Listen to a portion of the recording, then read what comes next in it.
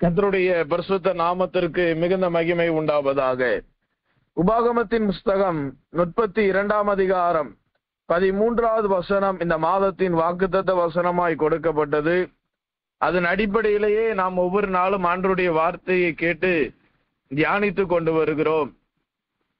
உபாகமம் 32:13 பூமியில் உள்ள உயர்ந்த ஸ்தானங்களின் மேல் அவனை ஏறி வர பண்ணினார், வயலில் விளையும் பலனை அவனுக்கு புசிக்க கொடுத்தார், கண்மலையில் உள்ள தேனையும் கற்பாறையிலிருந்து வடியும் எண்ணெயையும் அவன் உண்ணும்படி செய்தார் என்று வேதத்திலே வாசிக்கிறோம். இந்த வசனத்திலே உயர்ந்த ஸ்தானங்கள், வயல் வெளி இல்லாவிட்டால் வயல், 3வது கண்மலை, 4வது தேன், 5வது கற்பாறை, 6வது எண்ணெய். ஒரே வசனத்தில் 6 விதமான காரியங்கள் சொல்லப்படுகிறது. ஒன்று உயர்ந்த ஸ்தானங்கள், 2வது வயல்வெளிகள், 3வது கண்மலை, 4வது தேன், 5வது கற்பாறை, 6வது எண்ணெய். இந்த கண்மலையை குறித்து நாம் கேட்டாகிவிட்டது. கற்பாறைகளை குறித்தும் நாம் கேட்டு இருக்கிறோம். தேனை குறித்தும் தினந்தோறும் ஆராதனையில் மற்ற நேரங்களிலே போதகர் மூலமாய் தேனின் துணிக்கைகள் என்று பலவிதமான தலைப்புகளில் கேட்டோம். ஏறி வர பண்ணுகிறார் என்கிற வார்த்தையும் நாம் தியானித்தோம். என்ன என்று சொன்னாலே அதுக்கு ஒரு முடிவே இல்லை. அதை குறித்து ஏராளமான செய்திகளை நாம் கேட்டுக்கொண்டு வருகிறோம்.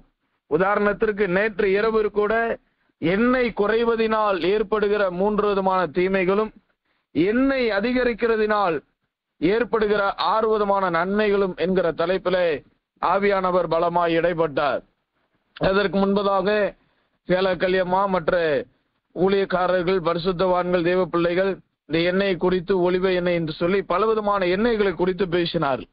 ஆனால் சற்று கவனித்து பார்க்கும் பொழுது எனக்கு ஆவியிலே உணர்த்தப்பட்ட ஒரு வார்த்தை, வயலின் பலனை அவனுக்கு புசிக்க கொடுத்தார். இந்த வயலின் பலனை பற்றி நாம் முதலாவது அறிந்து கொள்வது நலமாய் இருக்கும் என்பதை நான் கர்த்தருக்குள் விசுவாசிக்கிறேன். ஒரு விசை கண்களை மூடி ஜெபிப்போம். எங்களை அதிகமாய் நேசிக்கிற எங்கள் அன்புள்ள சுவாமி, பேசுகிறவர் நீங்கள் அல்ல, பிதாவின் ஆவியானவர் அந்நேரம் உங்களிலிருந்து பேசுவார் என்ற வார்த்தையின்படி இந்நேரம் நீர் எங்களில் இருந்து நீர் பேச ஆரம்பிப்பீராக. ஆண்டவரே, இந்த வசனம் வார்த்தை நான் அல்ல, நீராய் வெளிப்படுகிறீர். உடைய வார்த்தை ஜனங்களை தேற்றட்டும், ஆற்றட்டும், ஆறுதல் படுத்தட்டும். ஏற்ற சமயத்தில் சொல்லப்பட்ட வார்த்தை வெள்ளித்தட்டிலே வைக்கப்பட்ட பொன் பதார்த்தங்களுக்கு சமம் என்ற வார்த்தையின்படி ஏற்ற நேரத்தில் நம்முடைய வார்த்தையை நீர் கொடுத்து வந்திருக்கிற ஜனங்களை நிறைவாய் அனுப்பும். ஆண்டவரே, நீர் பெருகவும் நான் சிறுகவும் வேண்டுகிறேன். என்னுடைய கரத்தில் ஒப்படைக்கிறேன். மீதியான காரியங்களை பொறுப்படும். இயேசுவின் நாமத்தில் ஜெபிக்கிறேன். எங்கள் ஜெபங்களும் ஜீவனுள்ள நல்ல பிதாவே, ஆமென். கர்த்தருடைய பரிசுத்த நாமத்திற்கு மகிமை உண்டாவதாக. வயலின் பலனை அவனுக்கு புசிக்க கொடுத்தார் என்று வேதத்திலே வாசிக்கிறோம். இன்றைக்கு இந்த வயலுக்காக, வயல் நிலங்களுக்காக ஜனங்கள் எடுக்கிற பிரயாசங்கள் ஏராளமாய் தாராளமாய் காணப்படுகிறது. ஏன் ஒரு ஊழியனை எடுத்துக்கொண்டாலும் ஒரு வயல் நிலத்தை வாங்க வேண்டும் என்பதற்காக அவர்கள் படுகிற பிரயாசம் சொல்லில் அடங்காததாய் இருக்கிறது. ஒரு நிலத்தை எப்படியாகிலும் வாங்கிவிட வேண்டும் என்பது எந்த ஒரு மனிதனுடைய எண்ணமும். ஒரு நிலத்தை தன்னுடைய பெயரிலே வாங்கி வைக்க வேண்டும் என்பது அந்த ஒரு மனிதனுடைய எண்ணமாய் காணப்படுகிறது.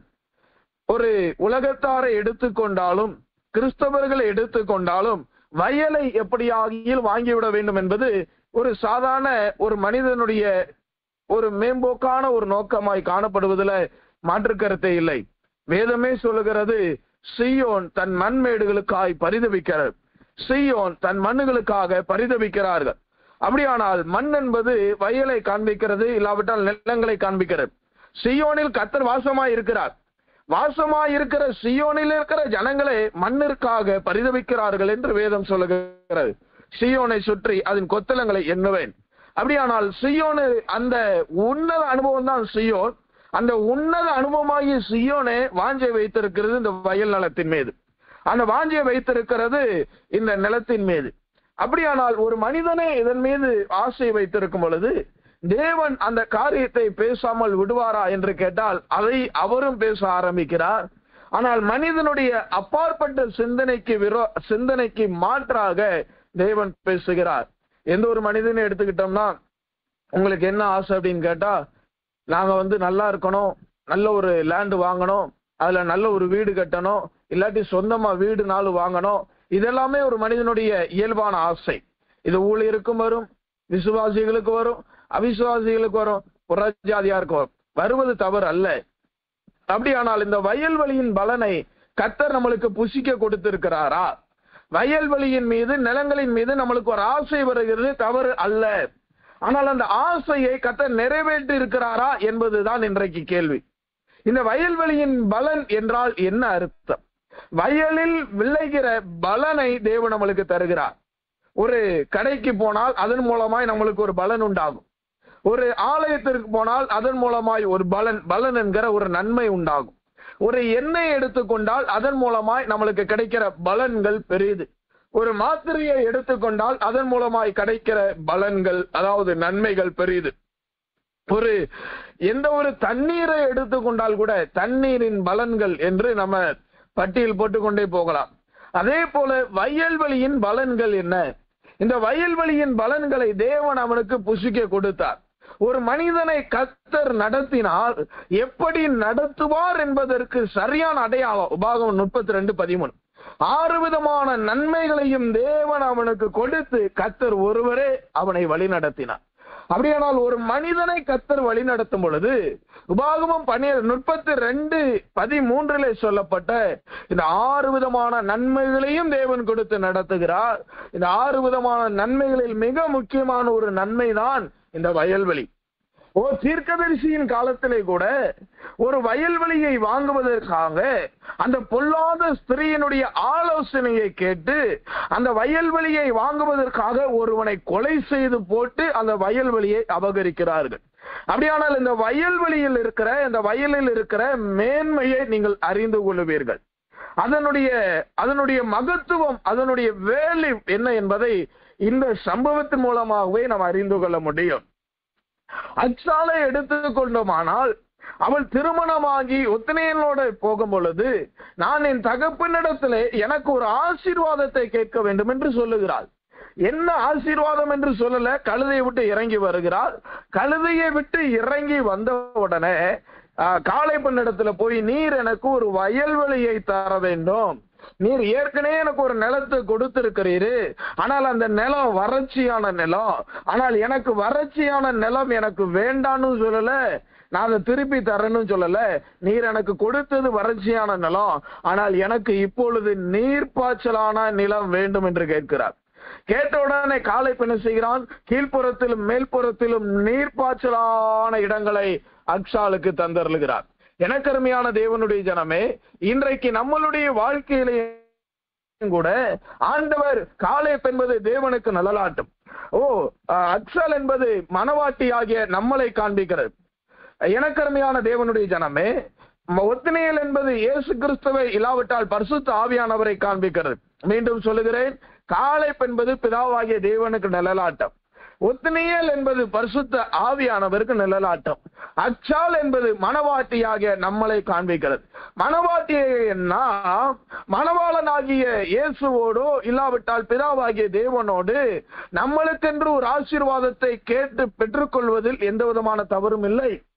இதுவரை உங்களுடைய வாழ்க்கையிலே வறட்சியான வயல் இருந்திருக்கலாம், வறண்டு போன வயலின் அனுபவங்கள் காணப்பட்டு இருக்கலாம்.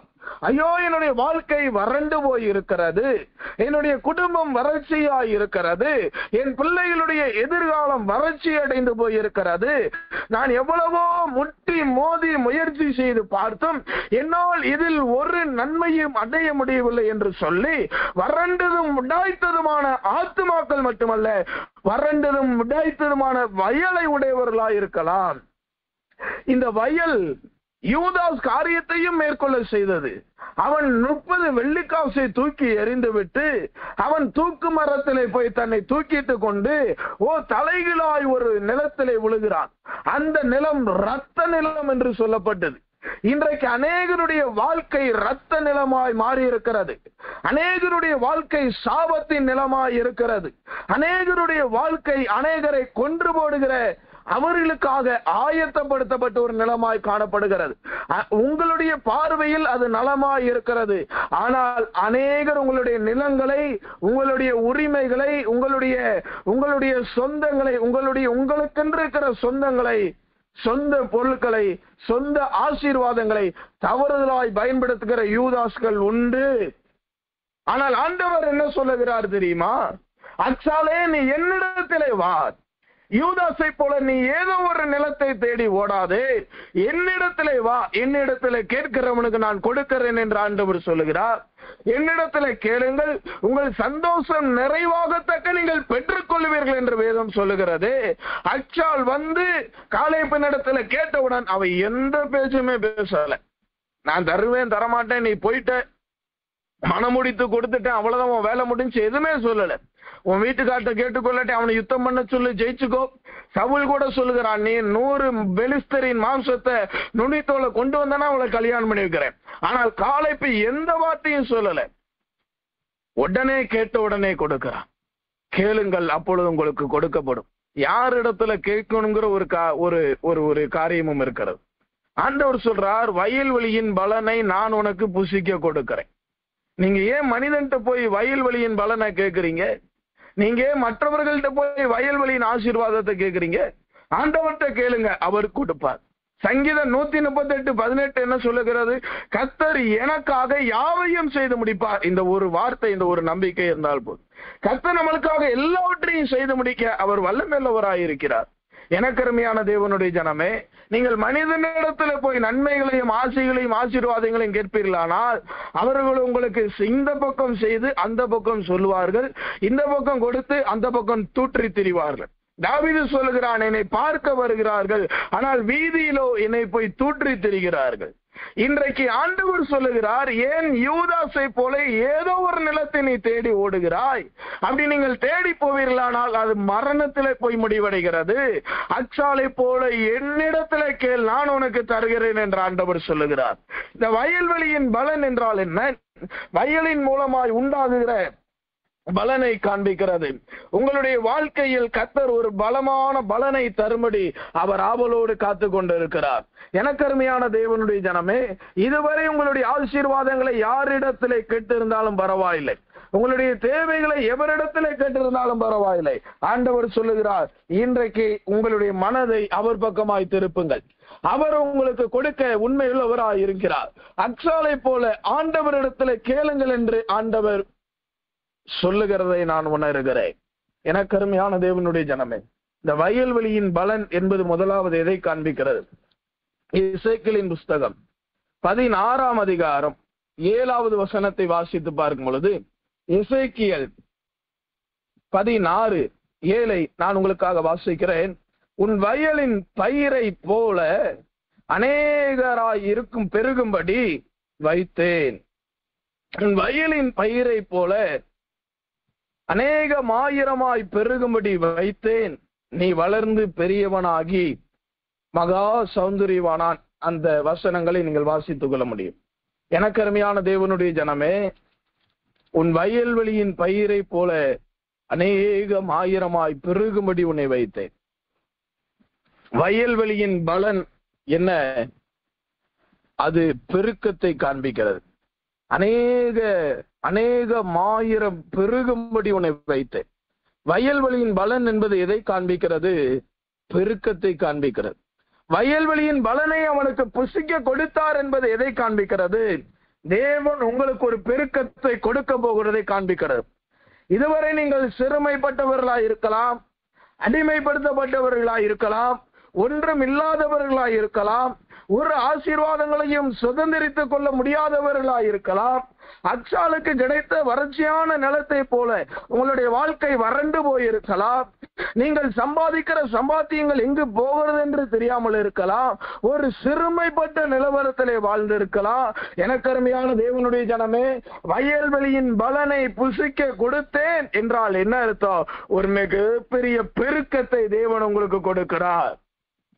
நீ வலதுபுறத்திலும் இடதுபுறத்திலும் இடம் கொண்டு பெருகுவாய் என்றுதான் வேதம் சொல்லுகிறது. உன் சந்ததியினால் உன்னுடைய சந்ததியினால் பூமியை பெருகுவாய் என்றுதான் ஆண்டவர் ஆசீர்வதித்தார்.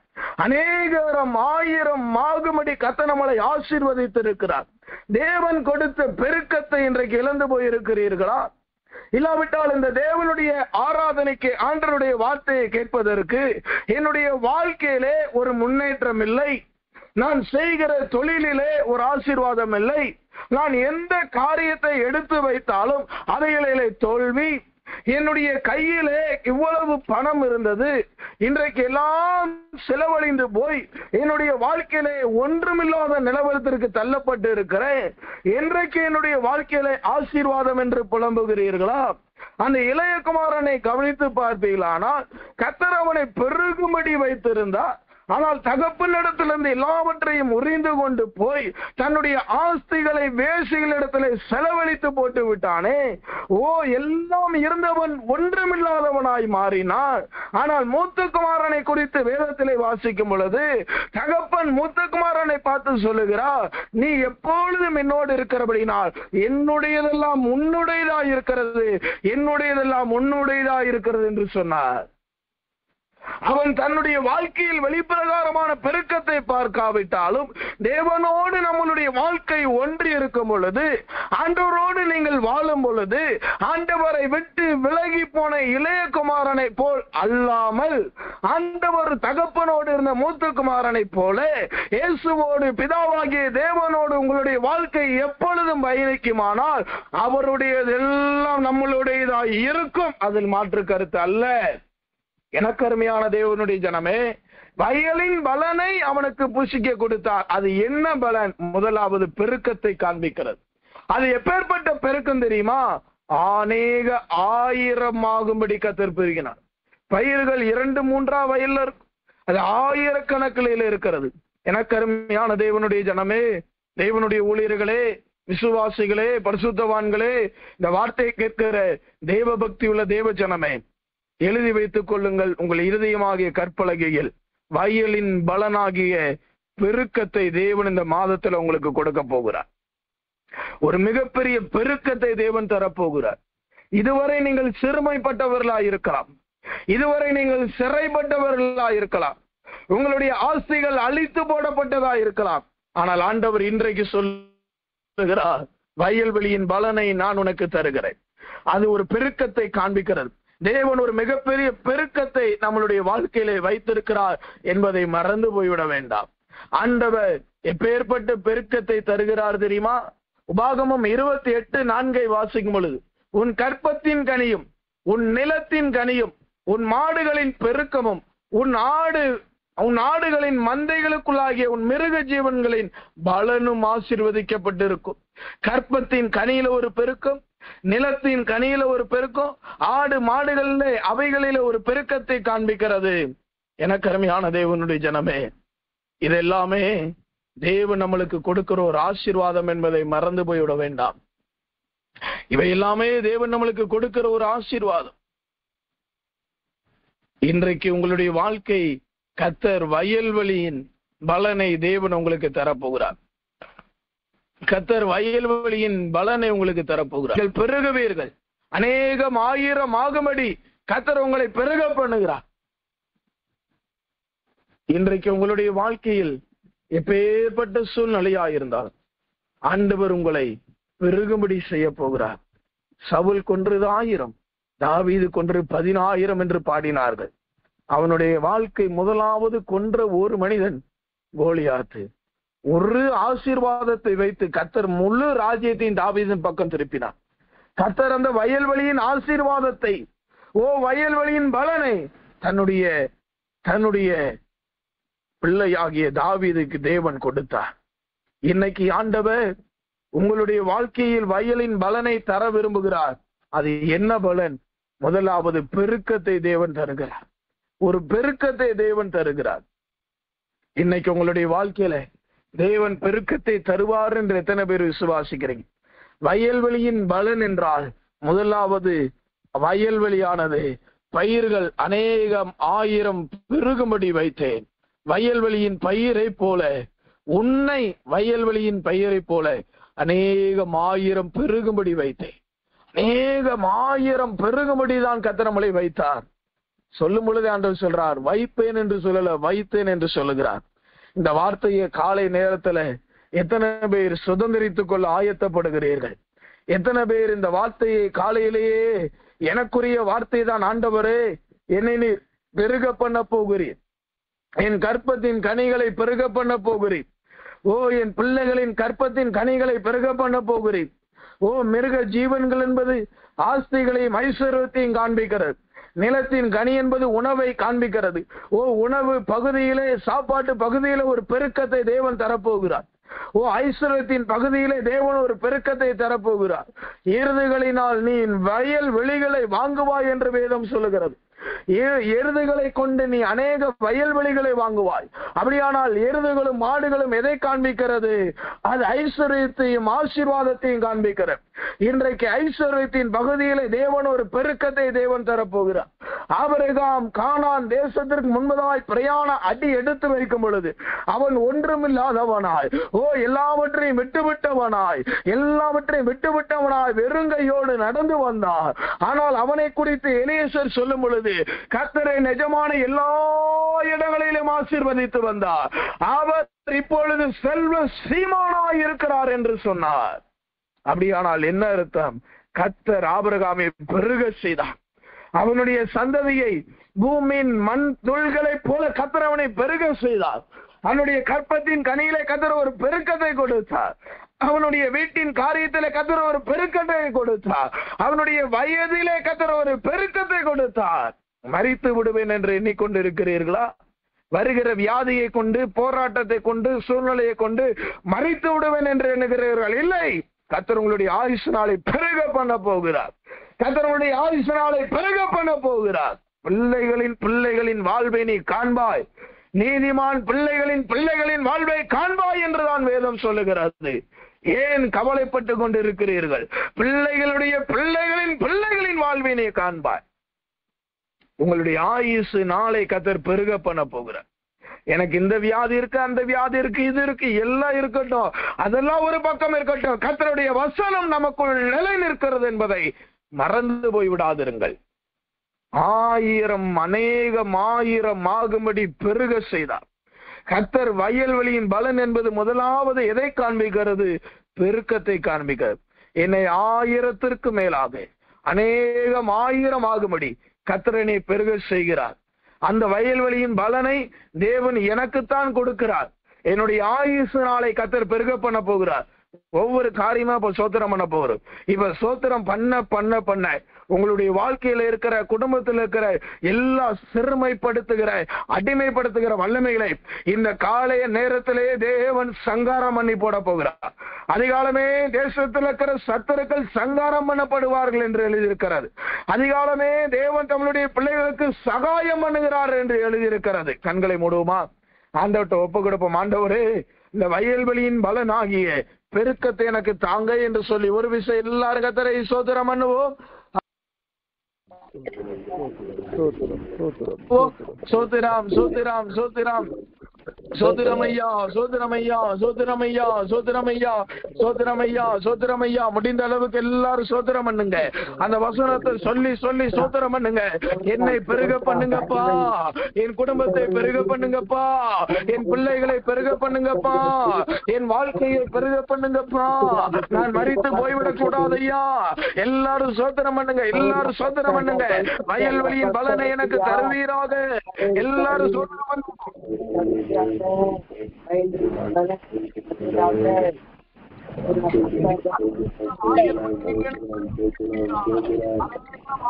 நீரனை பெருக செய்வீராக. அநேகம் குடும்பத்தை ஆயிரமாக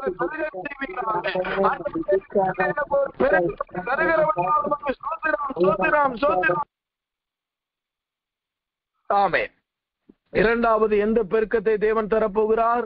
முதலாவது உங்களுடைய வீட்டிலே ஒரு பெருக்கத்தை, இரண்டாவது ஆயுசு நாளையும் ஜீவனையும் கர்த்தர் கூட்டி தரப்போகிறார். ஆயுசு நாளை கர்த்தர் பெருக பண்ண போகிறார். பயப்படுகிற காரியம் நடந்தது என்று சொல்லுகிறார்கள் அநேகர். இல்லை, அது நடக்காது, அது நடக்காது. தானியேலின் காரியம் ஜெயமாயிருந்தது. காரணம் என்ன? அவன் கர்த்தரை துதித்தான். அவன் கர்த்தரை சோத்தரித்தான். இந்த காலை வேளையில நீங்களும் நானும் கர்த்தரை சோத்திரம் பண்ண போகிறோம். கர்த்தர் அவனை அடிமைத்தனத்திலிருந்து கொஞ்சம் கொஞ்சமாய் பெருக பண்ணி அந்த முழு பாபிலோனுக்கு கர்த்தர் அவனை அதிகாரியாய் உயர்த்தி விட்டார்.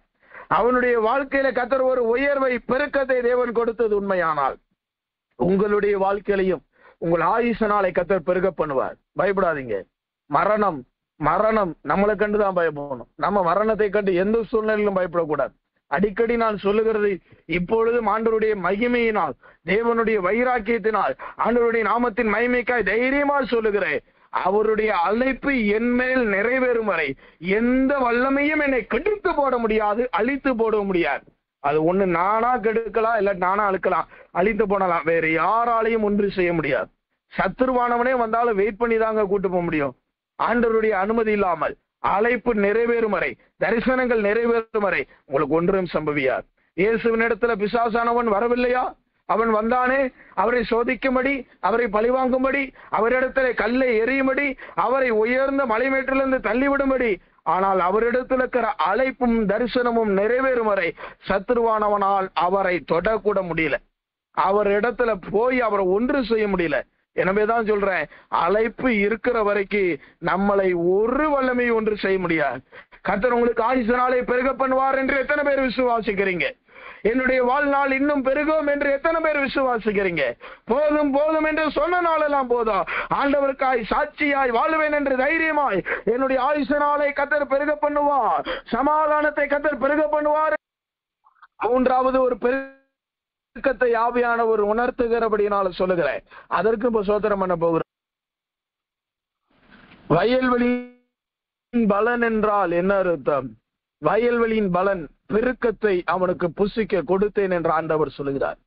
எந்தெந்த காரியத்திலே பெருக்கம்? 3 விதமான பெருக்கம். ஒன்று, வீட்டில் இருக்கிற எல்லா பகுதிகளிலும் பெருக்கம்.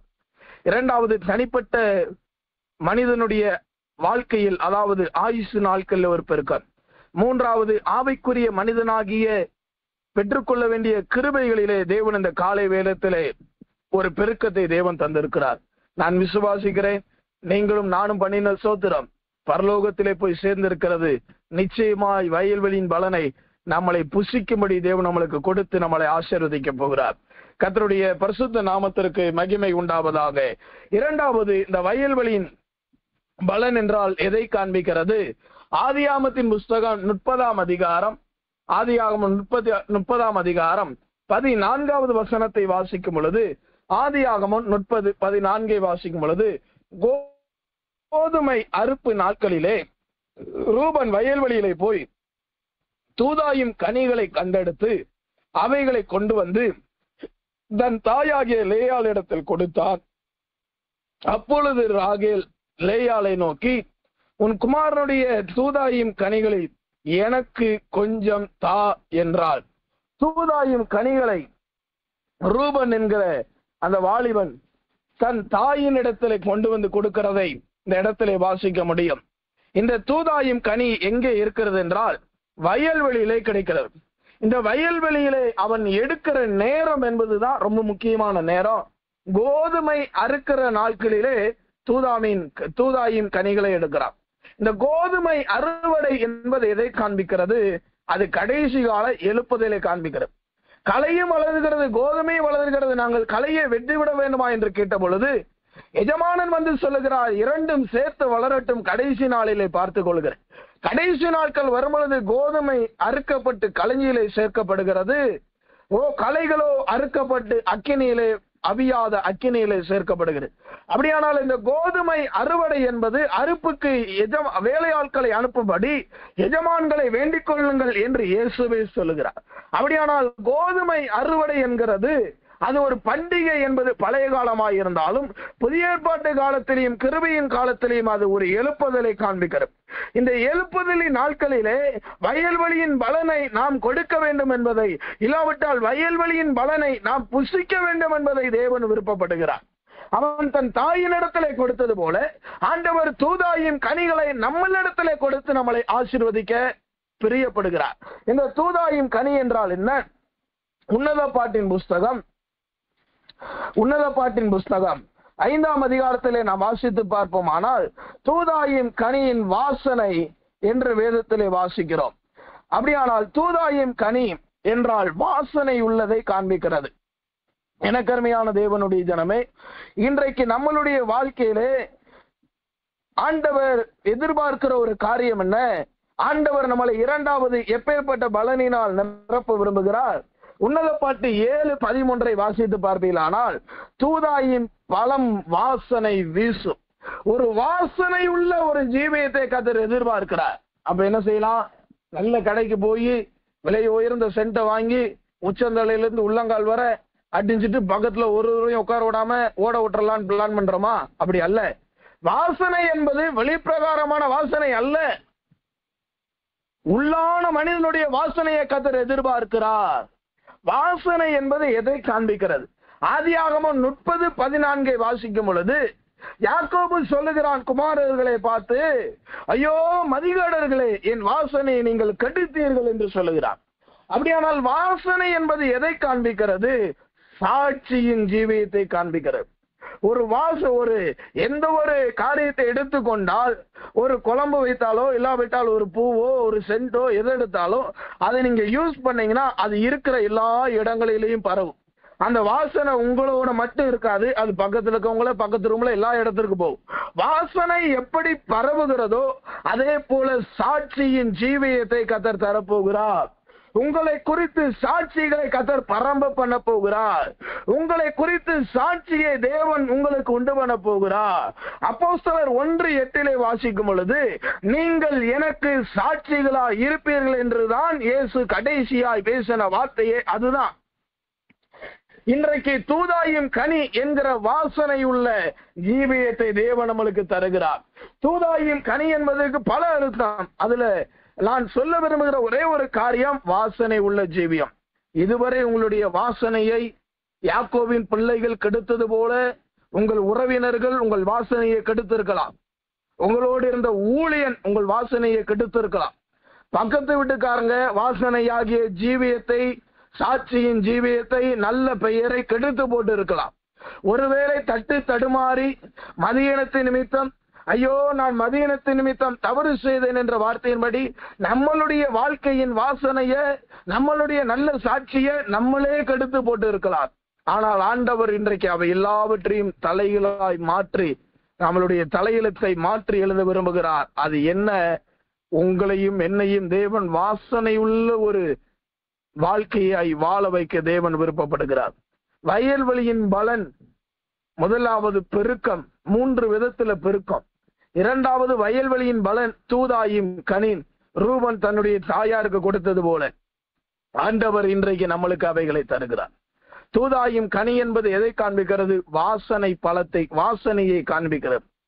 ஆண்டவர் நம்மளுடைய ஜீவியத்துல வந்த எல்லா நாற்றங்களையும், எல்லா துர்நாற்றங்களையும், எல்லா சேற்றின் அழுக்குகளையும், எல்லா அக்கிரமத்தின் கிரியைகளையும், உங்களுடைய பெயரை கெடுத்து போட்டு இருக்கலாம், உங்களுடைய பெயர் கெடுக்கப்பட்டு போயிருக்கலாம். சில இடத்துல நம்ம தவறு செய்யறதுனால நம்ம பெயர் கெட்டு போயிடும். சில இடத்துல நம்ம ஒண்ணுமே செய்யலனாலும் நம்ம பெயரை கெடுத்துருவாங்க.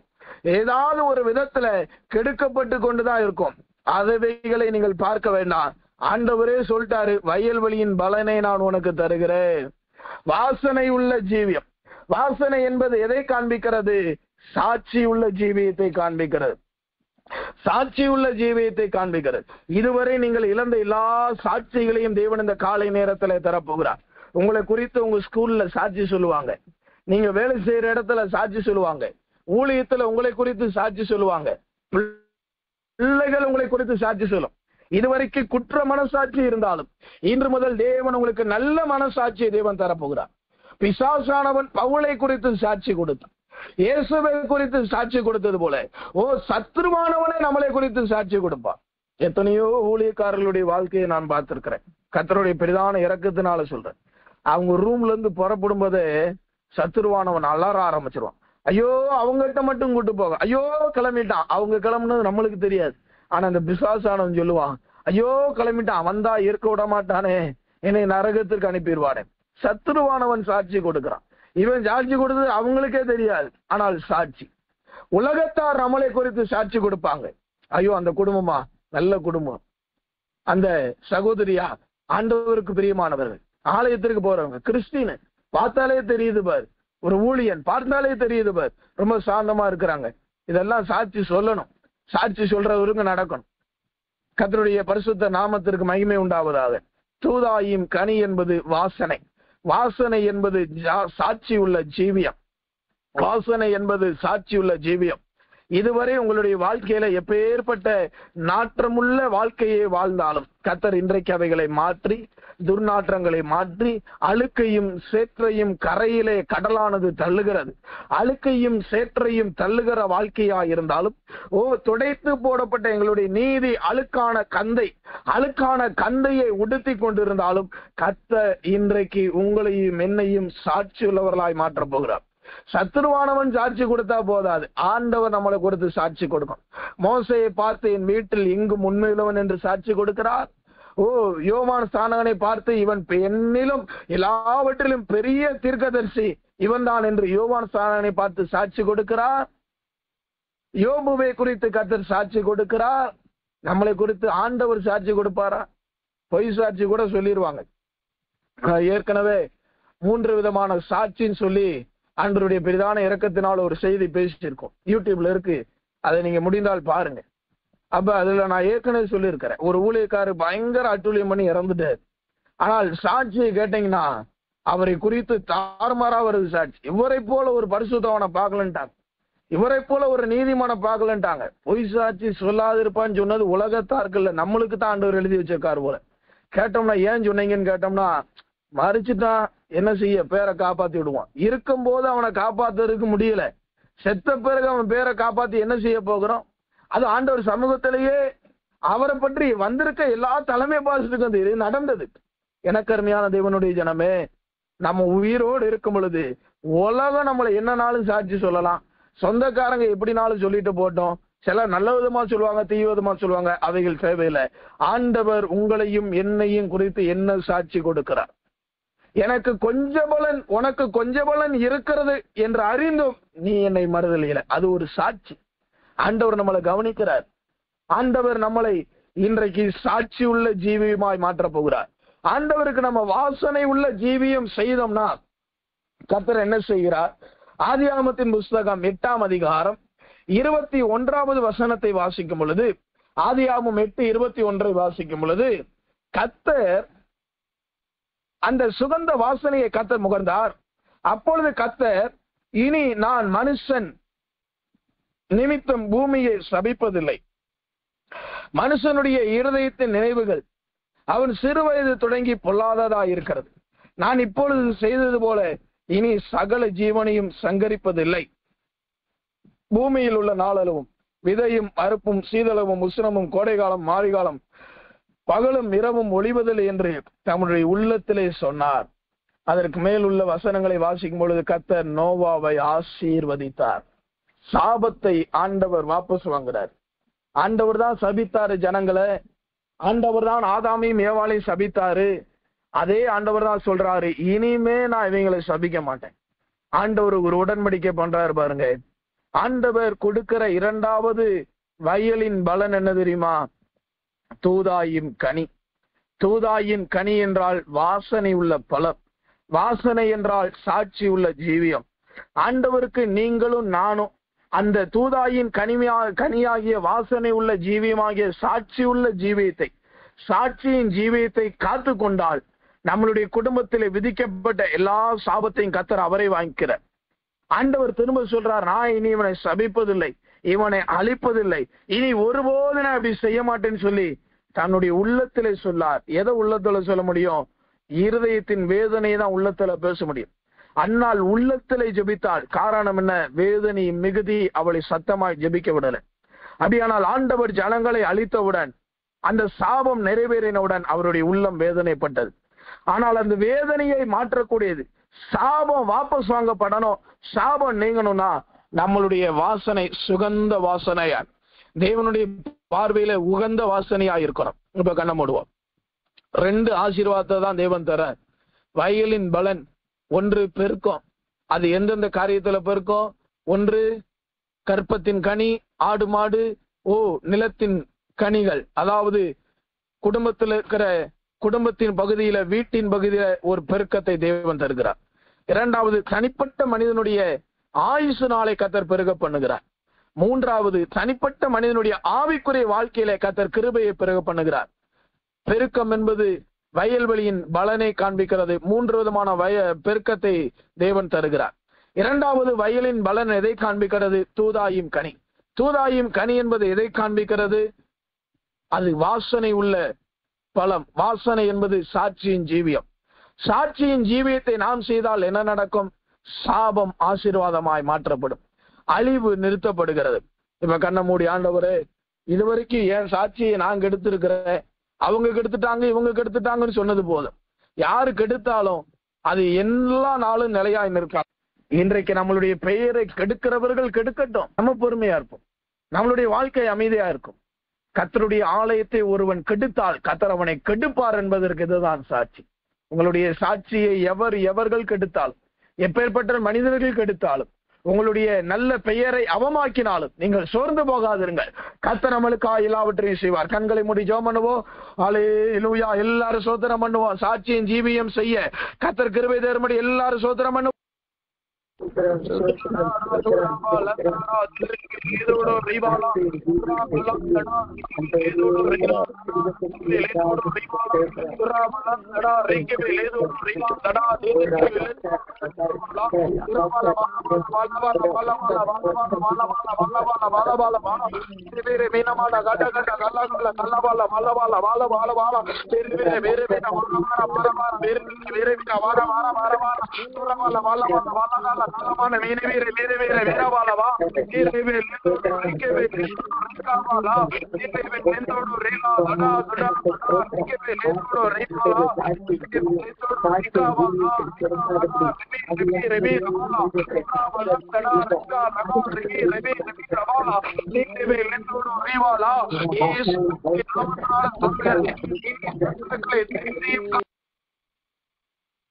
தேடியும் காணாதிருப்பார். இனி சத்துருக்களை தேடியும் காணாதிருப்பார். உங்களுடைய வாழ்க்கையை கெடுக்க நினைத்த எல்லா சத்துருக்களையும் தேவன் இன்றைக்கு அழிவுக்கு ஒப்பு கொடுக்கிறதை பார்க்கிறேன். இன்றைக்கு அவர்களை தேவன் ஒப்படைக்கிறதை பார்க்கிறேன். இனி அவைகளை தேடியும் காணாதிருப்பாய் என்ற ஆண்டவருடைய வார்த்தையை பார்க்கிறேன். எழுப்பதிலிருந்து எழுமை என்று ஆண்டவர் சொல்லுகிறார். ரிலான் தடா துடா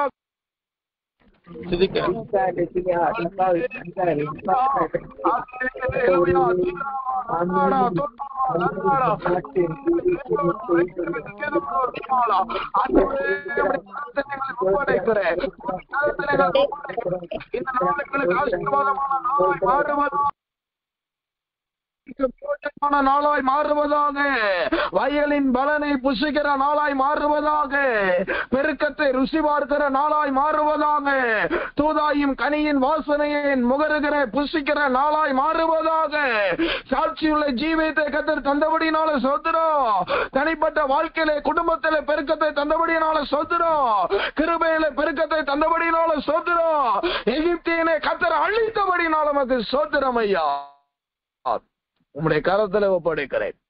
வயலின் பலனை புசிக்க கொடுத்து அதை நாங்கள் சுதந்திரித்துக் கொண்டோம். அதை ஒருவனும் எங்களிடத்திலிருந்து தட்டி பறிக்காதபடி கர்த்தர் கிட்ட இருந்து எங்களை பாதுகாத்துக் கொள்ளும். தொடர்ந்து நடக்கிற எல்லா ஜெபங்களையும் தேவன் ஆசீர்வதி. மீதியான காரியங்களை தேவன் பொறுப்படும். இயேசுவின் நாமத்தில் ஜெபிக்கிறேன். எங்கள் ஜெபங்களும் ஜீவனுள்ள நல்ல பிதாவே. ஆமென், ஆமென்.